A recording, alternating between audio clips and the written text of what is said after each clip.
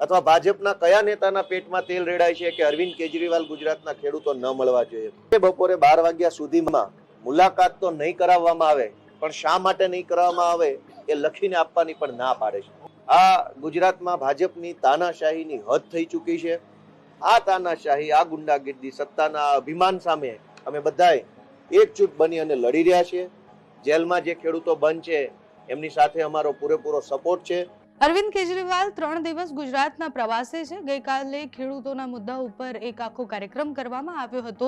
એ કાર્યક્રમ દરમિયાન ગોપાલ ઇટાલિયાથી લઈને અરવિંદ કેજરીવાલથી લઈને આમ આદમી પાર્ટીના તમામ નેતાઓએ બોટાદમાં જે થયું એ વિષય પર સરકાર કેવી રીતના ખેડૂતોને હેરાન કરવા માંગે છે એ મુદ્દે વાત કરી.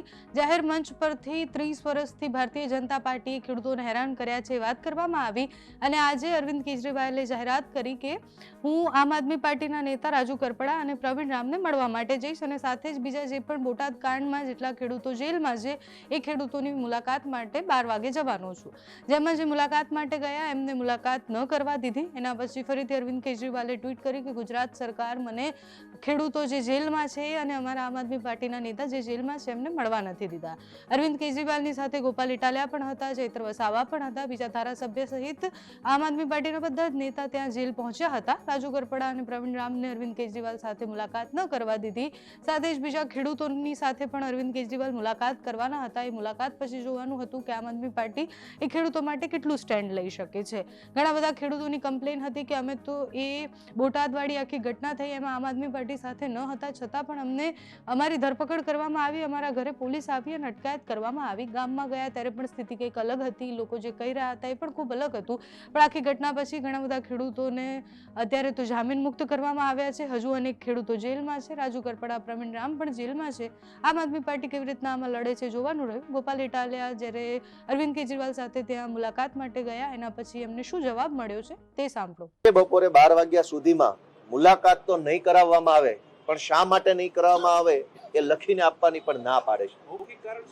આટલી હદે તાનાશાહી ગુજરાતની અંદર થઈ છે કે એક તરફ ખેડૂતોના મુદ્દા ઉપર લડાઈ લડતા નિર્દોષ ખેડૂતોને માર માર્યો, બીજું એમની ઉપર FIR કરી, ત્રીજું એમને જેલમાં પૂર્યા અને ચોથો અત્યાચાર કે કોઈ આગેવાન જ્યારે આ ખેડૂતોને મળવા જેલમાં જવા માંગે છે તો આગેવાનને પણ રોકવામાં આવે છે. આ ગુજરાતમાં ભાજપની તાનાશાહીની હદ થઈ ચૂકી છે. આ તાનાશાહી, આ ગુંડાગીર્દી, સત્તાના અભિમાન સામે અમે બધાએ એકજૂટ બની અને લડી રહ્યા છીએ. જેલમાં જે ખેડૂતો બંધ છે એમની સાથે અમારો પૂરેપૂરો સપોર્ટ છે. જે ખેડૂતો જેલમાંથી છૂટ્યા છે એમને ગઈકાલે જ અરવિંદ કેજરીવાલજી રૂબરૂ મળ્યા, એમના પરિવારજનોને મળ્યા, એમની હિંમતને બિરદાવી અને આશ્વાસન આપ્યું છે. પણ ફરી એ જ સવાલ કે જેલ તંત્ર કોના ઈશારે અથવા ભાજપના કયા નેતાના પેટમાં તેલ રેડાય છે કે અરવિંદ કેજરીવાલ ગુજરાતના ખેડૂતો ન મળવા જોઈએ? મારે ભાજપની કોઈ કારણ જેલમાં મળવા જવા નહીં દેવાનું કોઈ કારણ અત્યાર સુધી આપવામાં આવ્યું નથી. બસ નહીં મળવામાં આવે. અમે એમ પૂછીએ છીએ કે ગુજરાતના ખેડૂતોને અરવિંદ કેજરીવાલ મળે એમાં ખોટું શું છે? અને હું તો ત્યાં સુધી કહીશ કે જો અરવિંદ કેજરીવાલને ખેડૂતોને મળવા ન દેવા હોય તો ભાજપના નેતા જઈ અને ખેડૂતોના હાલચાલ પૂછી આવે જેલમાં. તમારે ભાજપના નેતાઓએ ખેડૂતોને મારવો છે, જેલમાં પૂરવા છે, મળવું નથી. અને જે માણસ અરવિંદ કેજરીવાલ ખેડૂતોના હામી બનવા માટે થઈને અહીંયા છેક આવ્યા છે એને મળતા રોકવામાં આવે છે એ દુર્ભાગ્યપૂર્ણ બાબત છે. અમે જેલમાં બંધ રાજુભાઈ કરપડાના પિતાશ્રી છે એમના માધ્યમથી મુલાકાતની કોશિશ કરી રહ્યા છે તો એ મુલાકાત માટે પણ યોગ્ય જવાબ આપવામાં આવતો નથી. કુલ મળીને દાદાગીરી ઉપર ભાજપની સરકાર ઉતરી આવી છે. ખેડૂતો ઉપર જુલમ કર્યા પછી ખેડૂતોને નહીં મળવા દેવા માટેના તમામ પ્રયત્નો થઈ રહ્યા છે.